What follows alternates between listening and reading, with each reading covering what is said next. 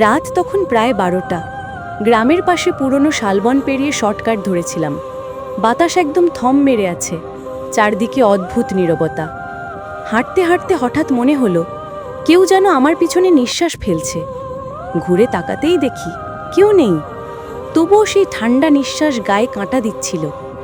একটু সামনে যেতেই পুরনো ভাঙা কুয়োর পাশে সাদা কাপড় পরা এক নারী দাঁড়িয়ে, লম্বা চুল, মুখ ঢেকে রেখেছে। মনে হলো হয়তো কোনো পথভোলা মানুষ। সাহস করে জিজ্ঞেস করলাম, আপনি এভাবে দাঁড়িয়ে আছেন কেন? মহিলাটি ধীরে মাথা তুলল। তার চোখ দুটো গভীর অন্ধকার, ভিতর থেকে যেন লাল আলোর মতো কিছু জ্বলছে।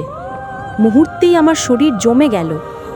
সে ফিসফিস করে বলল, এ পথে কেউ আসে না, তুমি কেন এলে? আমি দৌড়াতে শুরু করলাম, কিন্তু পায়ের নিচে পথ যেন শেষ হয়ে যাচ্ছে। পিছন থেকে তার পায়ের শব্দ, টুপ টুপ, আরও কাছে আসছে। হঠাৎ কানে ভেসে এলো করুণ আর ভয়ানক হাসি। মনে হলো পিছনেই এখন সে দাঁড়িয়ে।